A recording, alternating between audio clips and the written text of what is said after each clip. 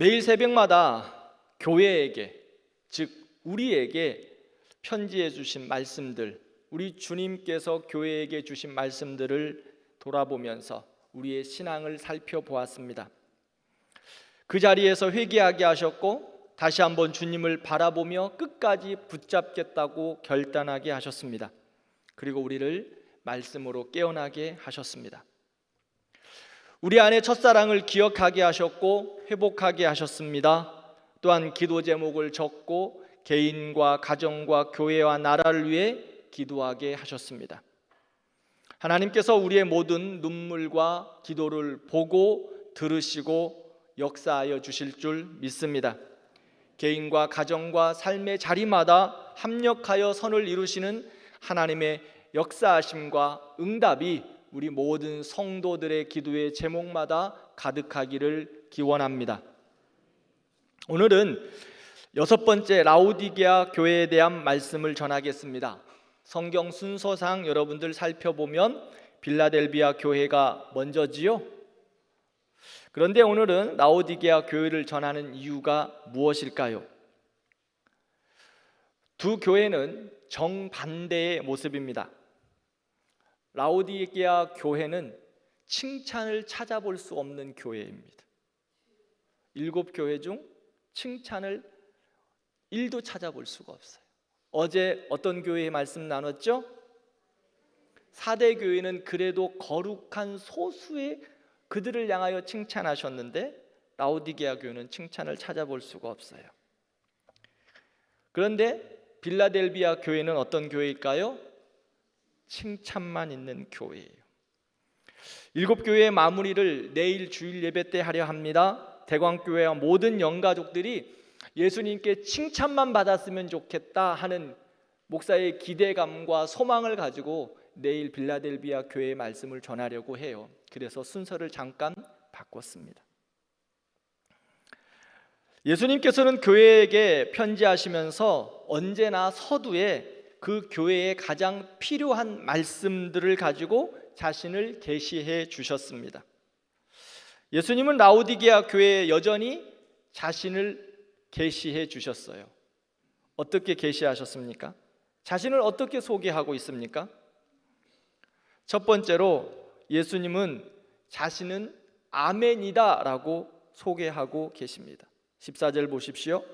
아멘이시요 충성되고 참된 증인이시요 하나님의 창조의 근본이신 이가 이르시되 라고 말하죠. 첫 번째 아멘이다 라고 말씀합니다. 아멘이다라는 뜻이 무엇입니까? 우리는 아멘 많이 하시죠? 그 뜻이 무엇일까요? 일반적으로 아멘은 그렇게 되기를 원합니다, 믿습니다 라는 의미로 고백합니다.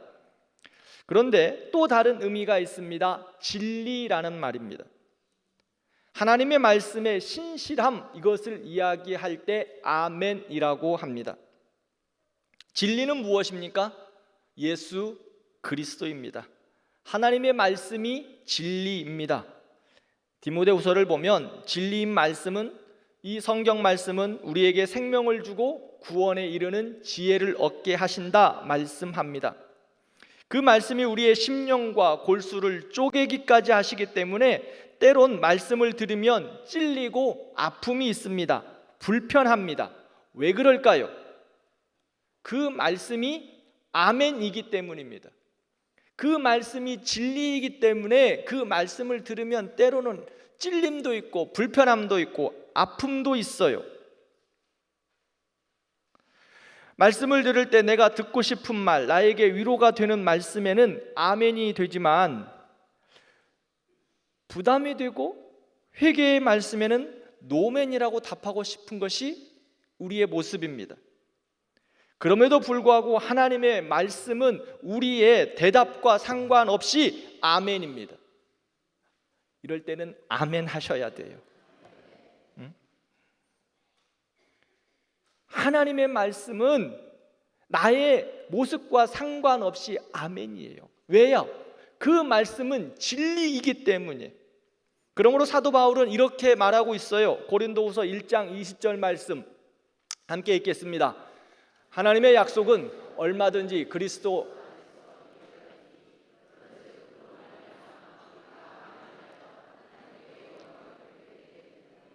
아멘. 하나님의 말씀은 예수 그리스도 안에서 이해가 된다고 말합니다. 특세 기간에 축도 후에 부른 찬양이 있습니다. 기억하십니까? 순종의 고백.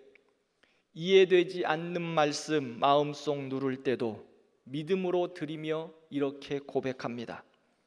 그래도 하나님은 선하십니다. 그래도 하나님은 완전합니다. 기억하십니까? 하나님은 완전하시고 말씀은 진리이기에 우리의 부족함으로 이해되지 않아도 우리의 고백은 무엇이 되어야 할까요? 아멘입니다. 두 번째, 예수님은 자신을 충성되고 참된 증인이라고 소개합니다. 이 말은 예수님께서 끝까지 진리를 증언하시는 분이다, 진리를 나타내시는 분임을 말씀합니다. 하나님은 하늘 영광 버리시고 우리의 구원을 위해 이 땅에 오셔서 아버지의 뜻을 충성스럽게 신실하게 끝까지 이루셨습니다. 증거하셨습니다. 고난 중에도, 배반당하셨을 때도, 십자가의 고통 속에서도 예수님은 충성스럽게 증인의 일을 감당하셨습니다. 우리의 구원을 위하여 그 증인의 삶을 사셨다고 성경은 말합니다. 증인이라는 말은 다른 표현으로 말하면 무슨 뜻일까요? 증인은 순교자입니다. 순교자라는 의미를 가지고 있습니다. 우리도 주님과 같이 충성되고 증인으로 살아가라고 말씀하시는데, 그것은 순교의 삶을 살라라고 주님께서 우리에게 가르치시는 겁니다. 세 번째, 하나님은 창조의 근본이시다라고 소개합니다. 예수님은 모든 창조의 시작입니다. 그리고 모든 역사의 인도자십니다. 모든 생명의 주관자이십니다. 요한복음 1장 3절 말씀을 보면 만물이 그로 말미암아 지은 바 되었으니 지은 것이 하나도 그가 없이는 된 것이 없다 말씀하십니다. 모든 것이 하나님으로부터 시작하고 하나님으로부터 진행되고 하나님으로부터 마무리됩니다. 라오디게아 교회는 부유함을 자랑했습니다. 풍요로웠습니다. 그런데 주님은 그들에게 너희가 아무리 많은 것을 가졌어도 너희의 생명과 존재의 근원은 너희가 아니다. 누구다? 예수 그리스도다 말씀하고 있습니다. 왜 그러셨을까요? 그들은 모든 것을 가진 것처럼 보였지만 생명의 근원이신 예수 그리스도를 잊어버렸기 때문입니다. 경제적으로는 풍성했습니다. 그런데 영적으로는 빈곤 상태입니다. 스스로 부유하다고 말합니다. 그러나 사실 주님 없이는 우리는 아무것도 할 수 없는 존재입니다. 그래서 주님은 라오디게아 교회를 향하여 너희가 가진 모든 것은 내가 시작한 것이다 말씀하시면서 창조의 근본이 바로 예수 그리스도 나다라고 말씀하고 있습니다. 그러면 라오디게아 교회의 모습은 어떤 모습일까요? 어떤 모습이었기에 주님께서 아멘이다, 그리고 충성되고 신실한 증인이다, 그리고 창조의 근본이다라고 자신을 소개하시면서 라오디게아 교회에 말씀하셨을까요? 지금 그들의 상태는 15절을 보면 차지도 않고 뜨겁지도 않고 미지근하다라고 말씀합니다. 그러면서 말씀하여 너희들의 신앙의 모습을 보니 내가 토해버리고 싶다. 라오디게아 지역은 어떤 곳입니까? 라오디게아는 소아시아 7교회 중에 가장 부유한 지역이었습니다. 상업과 금융과 의학이 발달한 중심지였습니다. 잘 사는 지역이었습니다. 특히 검은 양모 털을 가지고 옷을 입었어요. 고급, 최고의 고급 의류였다고 합니다. 또 의학이 발달했어요. 그래서 약이 그곳에서는 참 많이 개발되고 또 로마에까지 수출하는 그러한 지역이었다고 합니다. 돈이 넘치고 문화가 번성하고 의술이 발달된 지역. 그런데 이곳은 자체적인 수원이 없어서 늘 물이 부족했습니다. 그래서 멀리 떨어진 그 히에라볼리라는 곳에서 뜨거운 온천수로 수로를 내서 가져왔어요. 온천물에는 미네랄, 탄산, 석회 등 여러 광물들이 들어있기에 따뜻할 때 아주 좋습니다. 좀 온천하고 싶으시죠? 그런데 온천물이 식어가면 어떻게 될까요? 석회도 끼고 냄새도 나고 마시기가 쉽지 않습니다. 그 물의 상태, 온천물이 식어가면서 나는 역겨운 상태를 라오디게아 사람들은 너무 잘 알고 있습니다. 주님은 현실적인 예를 들어 그들의 신앙을 진단하고 있습니다. 그러면 미지근하다라는 말이 무엇을 뜻할까요? 자기 신앙에 만족하면서 하나님 앞에 뜨겁지 않은 상태를 말합니다. 즉 자기 만족에 의한 신앙의 모습을 성경은 미지근하다라고 표현하고 있습니다. 그러면서 17절을 보면 라오디게아 성도들은 자신을 향해 나는 부자다, 부족한 것이 없다, 나는 잘하고 있어, 나는 최고야 라고 말합니다. 하나님의 말씀과 상관없이 자기 만족에 빠진 신앙생활을 하고 있는 게 라오디게아 교회입니다. 그래서 말씀 앞에 아멘 하지 않습니다. 진리 앞에 아멘 하지 않아요. 그들은 돈으로 자신을 드러냈고 헛된 지식으로 자신을 포장했고 물질의 풍요함으로 신앙을 축복이라 이야기했습니다. 하나님을 향하여 진정성도 없고 간절함도 없습니다. 내가 이 정도 신앙생활하면 되지, 내가 이 정도 헌금하면 되지, 내가 이 정도 봉사하면 되겠지라고 말하는 겁니다. 겉으로는 신앙이 있어 보이지만 실제로는 하나님과의 관계가 식어져 가는 모습, 미지근해 가는 모습을 말합니다.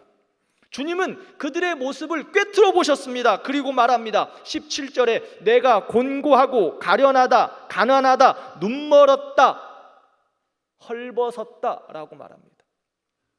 라오디게아 사람들은 자기는 부유하다, 안전하다, 부족한 것이 없다 하는데 주님은 그들을 향하여서 영적인 진단이 곤고하다, 가련하다, 가난하다, 눈멀었다, 벌거벗었다. 다시 말하면 모든 영역에서 완전히 영적으로 망가진 상태를 지적하고 있습니다.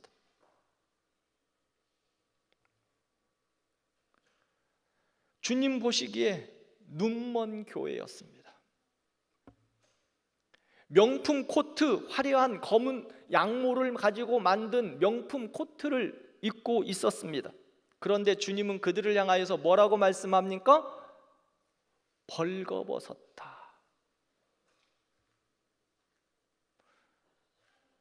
겉모습은 완벽했지만 속은 텅 비어 있습니다. 그런데 17절 마지막을 보면은요, 더 심각해요. 그런 모습인데 전혀 그 상태를 그들이 알지를 못해요. 뭐가 잘못인지 분별력이 없습니다. 그러기에 주님은 그들을 향하여 말씀하는 거예요. 내가 너희를 진짜 토해버리고 싶다. 사랑하는 성도 여러분, 우리 안에 라오디게아 교회의 모습은 없습니까?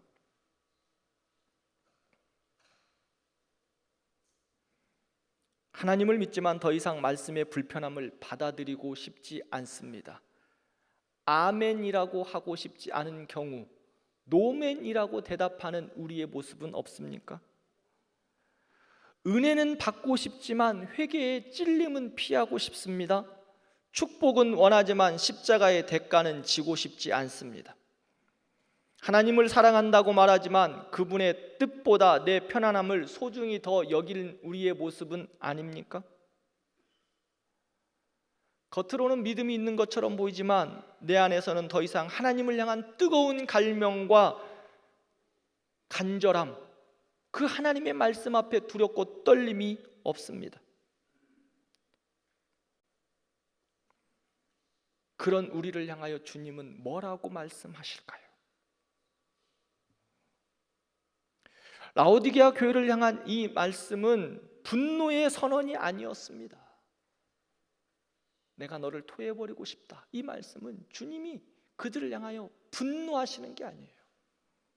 사랑의 탄식입니다. 내가 너를 이렇게 사랑하는데 너는 왜 나 없이 살아가는 것도 괜찮다고 말하고 있니? 주님의 안타까운 마음이 그 안에 가득 담겨 있어요. 그 안타까운 마음으로 주님은 라오디게아 교회를 향하여 다시금 회복하라고 말씀합니다. 그러면 어떻게 회복할 수 있을까요?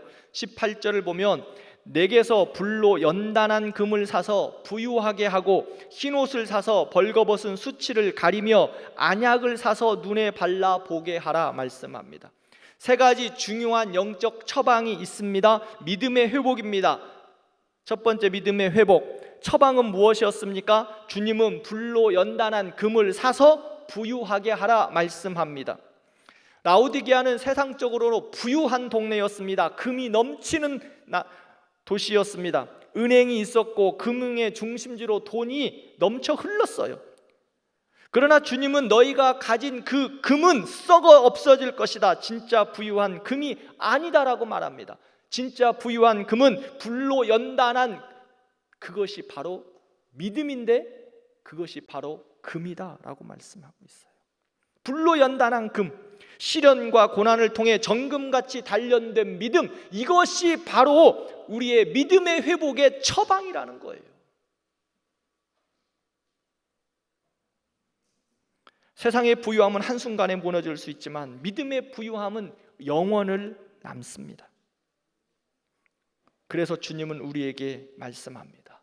불로 연단한 금을 사라. 불로 연단한 금을 사라는 것이 무엇일까요? 교회의 근본이시고 주인 되신 예수님을 따르라는 겁니다. 진리이신 예수님의 말씀에 오로지 아멘 하라는 겁니다. 이것이 바로 불로 연단한 금을 사는 거예요. 말씀을 나에게 맞추지 말고 말씀으로 나를 정리하라는 겁니다. 내가 말씀 앞에 맞춰가는 겁니다. 말씀에 내가 생각을 맞춰서 토달지 말라는 겁니다. 그래서 말씀 앞에는 아멘 하라는 것입니다. 이게 불로 연단한 금을 사는 거예요. 하나님의 말씀 앞에서는 무조건 아멘 하라는 겁니다. 두 번째, 거룩의 회복입니다. 처방은 주님은 흰옷을 사서 입어 벌거벗은 수치를 보이지 않게 하라 말씀합니다. 계속해서 말씀드렸죠. 라오디게아 교회는 검은 양모로 만든 고급 옷으로 유명한 동네였어요. 그래서 많은 사람들이 그 옷을 입고 있었습니다. 부와 신분을 과시했습니다. 양모를 입고 검은 양모를 입고 의시됐습니다. 그런데 주님은 그들을 향하여서 말합니다. 너희들은 실상 벌거벗었다. 벌거벗었다라는 말은요, 죄와 수치로 덮인 상태를 말합니다. 영적으로 부끄러운 상태를 말하고 있습니다. 라오디게아 교회 외적으로는 화려했습니다. 그러나 내적으로는 벌거벗은 교회였습니다. 벌거벗은 줄도 모르는 임금님과 같은 그러한 모습이에요. 우리는 어떻습니까? 나름 자신만의 검은 양모를 입고 신앙의 높은 고지를 점하고 있다고 착각하고 있지는 않으십니까? 이제는 괜찮다고 더 이상 변화할 것도 없다라고 생각하지는 않으십니까? 주님 앞에서 거룩은 우리의 어느 것으로도 우리 자신이 평가할 수 없습니다. 그러므로 주님은 우리에게 검은 양모를 벗고 무엇을 하라고 말씀합니까? 흰옷을 사서 입으라. 너희들이 그렇게 자랑하고 너희들이 그렇게 내세우고 싶은 그 검은 양모 벗어버리고 흰옷을 사서 입으라. 사람 앞에서는 멀쩡해 보일 수 있지만 하나님 앞에서는 아무것도 숨길 수 없습니다. 그래서 주님께서는 그 검은 양모 벗어버리고 흰옷을 사라고 말하고 있어요. 흰옷은 거룩함과 순결을 상징합니다. 예수 그리스도의 보혈로 깨끗하게 된 의의 옷, 회개로 새로워진 순결의 옷을 입으라고 말씀합니다. 사랑하는 성도 여러분, 주님이 원하시는 것은 검은 양모가 아닙니다. 보혈로 정결하게 된 흰옷입니다. 세 번째, 분별의 회복입니다. 처방은 주님은 안약을 사서 눈에 바르라고 말씀합니다. 라오디게아는 의학이 발달한 동네라고 말씀드렸습니다. 푸르기아 가루라고 불리는 안약은 로마 전역에 수출했습니다. 그 정도로 유명했어요. 그러나 육신의 눈을 밝히는 약은 풍성했습니다. 그러나 정작 영의 눈을 밝히는 것은 어두웠습니다. 눈이 병들었습니다. 영의 눈은 병들어 있다는 거예요. 하나님을 향한 눈은 어두워져 있습니다. 하나님을 바르게 보지 못하고 세상 것만 잘 보고 있어요. 오늘 우리의 모습은 어떻습니까? 육신의 정욕과 안목의 정욕과 이생의 자랑으로 세상 돌아가는 데는 민감하고, 그런데 하나님의 뜻에는 둔감하지 않으십니까? 주님은 말씀합니다. 우리에게 안약을 사서 너희 눈에 발라라. 그런데 주님은 안타깝고 토해내고 싶은 라오디게아 교회였지만 주님의 교회에게 다시 사랑의 메시지를 계속해서 보냅니다. 그 사랑의 메시지가 무엇이었습니까? 회개하라는 겁니다. 돌아오라는 겁니다. 그들을 향하여 왜 책망하고 회개하라고 돌아오라고 말씀합니까? 19절을 보세요. 무릇 내가 사랑하는 자를 책망하여 라고 말씀합니다. 사랑하기 때문에 안타까운 심령으로 돌아오기를 말씀합니다. 예수님의 사랑의 모습은 어떤 모습이셨나요? 20절을 보면 볼지어다 내가 문 밖에 서서 두드리노니 누구든지 내 음성을 듣고 문을 열면 내가 그에게로 들어가 그와 더불어 먹고 그는 나와 더불어 먹으리라 말씀합니다. 이 말씀 불신자들에게 하신 말씀 아닙니다. 이미 예수님을 믿는 교회, 라오디게아 교회를 향하여 하신 말씀입니다. 하나님의 사람들에게 주신 사랑 고백입니다. 우리 주님은 우리가 말을 듣지 않으면, 주님 말씀 아멘 하고 그냥 하지 않으면 문을 부수고 들어와 심판하실 수 있습니다. 그런데 그렇게 하지 않으세요. 그의 문 앞에서, 우리의 문 앞에서 기다리고 계시는 거예요. 문을 부수고 심판하실 수 있지만 그렇게 하지 않으세요. 토해내고 싶을 정도로 심각한 라오디게아 교회를 향하여서 그들의 문 앞에 서서 은혜와 사랑으로 문 두드리시면서 돌아오라고 기다리고 계시는 거예요. 그러면 사랑하는 성도 여러분, 그 주님의 두드리심에 우리의 반응은 무엇이어야 할까요? 빨리 나가서 문 열고 예수님 맞아드려야 하지 않겠습니까? 그런데요, 우리는 어떻습니까? 미적거리고 있어요. 왜 미적거리고 우리의 마음의 문, 우리의 신앙의 문, 우리의 믿음의 문을 활짝 열어놓지 않을까요? 그 문을 열어서 주님이 내 안에 들어오시면 내 안에 질서가 바뀌는 거예요. 내 안에 주인이 바뀌기 때문에 주님이 들어오시면 너무 불편할 것 같아. 내 삶이 너무 불편할 것 같아. 그러니까 주님이 밖에서 두드리고 계시는데 주님 아직도 내가 좀 주인이고 싶어요 하고 문 열어주지 않는 거예요. 주님의 소리인 것을 알면서도 거절하고 있어요. 우리의 모습은 아닙니까? 주님은 지금 두드리고 있는데, 내가 너의 안에 들어가서 내가 너의 주인이 된다라고 두드리고 계시는데 주님 싫어요. 내가 주인이에요. 내가 주인. 내 안에 질서가 바뀌기 싫어요 라고 거절하고 있지는 않으십니까?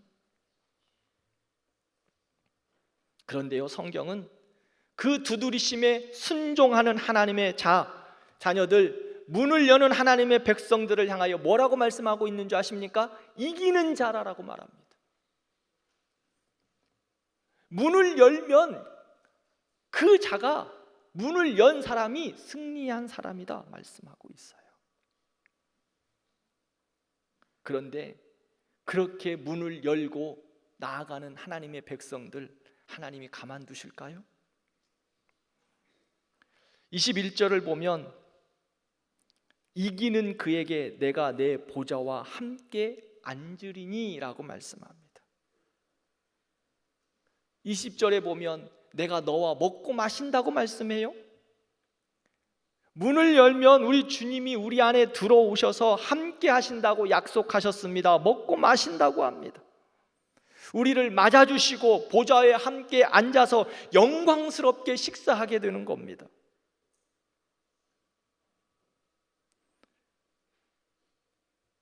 라오디게아 교회, 토해낼 것 같은 교회였지만 그것이 끝이 아니라 회복을 향한 사랑으로 무너진 문, 깨어진 문 두드려 주시는 거예요. 그러면 그 문을 열고 나가면 주님께서 들어오셔서 회복시키시고 새롭게 하실 뿐만 아니라 그들과 함께 먹고 마신다 말씀합니다. 이것이 바로 우리에게 주신 하나님의 은혜이며 선물입니다. 사랑하는 성도 여러분, 우리의 문을 어떻게 해야 할까요? 엄마라는 집에는 비울 수 없는 방이 있습니다. 그 방에는 강아지도 들어갑니다. 친구도 들어갑니다. 간식도 들어갑니다. 그런데 엄마는 못 들어갑니다. 그저 문 밖에 서 있습니다. 그리고 결혼하고 난 다음 혼자 그 방에 들어갑니다. 그리고 이야기해요. 기집애 자주 온다더니. 주님이 우리에게 하시는 말씀이 무엇일까요? 주님께서는 여전히 우리의 문 밖에서 두드리고 계시는데 그 문 안으로 들어오지 못하게 하고 있는 우리의 모습 아닌가요? 그리고 여전히 세상의 것들로만 채우고 있어요. 주님은 문 밖에 두고 내가 좋아하는 것들만 들어오는 거예요. 그런데 주님은 여전히 오늘도 우리의 문 밖에서 두드리고 계세요. 여전히 두드리고 계세요. 우리가 해야 할 일이 무엇인가요? 단 한 가지입니다. 문을 여는 겁니다. 그리고 그분을 맞아들이는 겁니다. 그리고 우리의 마음 한가운데 예수 그리스도를 채우는 겁니다. 그분하면 어떤 은혜가 있을까요? 하나님의 식탁에 함께 앉아 그분과 함께 먹고 마시는 영광을 누리게 됩니다. 여러분, 하나님의 식탁에 함께 앉는 영광을 누리고 싶지 않으십니까? 하나님, 우리 예수님, 그리고 나 이렇게 함께 앉아서 영광스러운 식탁. 주님은 내가 어떤지 내 모습 이것저것 계산해서 따지지 않으십니다. 돌아보지 않으십니다. 주님 앞에 말씀으로 아멘 순종하고 우리의 문을 열면 주께서 들어와 우리와 먹고 마시며 함께 하실 줄 믿습니다. 우리 모든 성도들이 이런 영광스러운 식탁에서 늘 함께 주님과 동행하는 은혜가 가득하기를 축복합니다. 귀 있는 자는 성령이 교회들에게 하시는 말씀을 들을지어다 말씀합니다. 기도하겠습니다.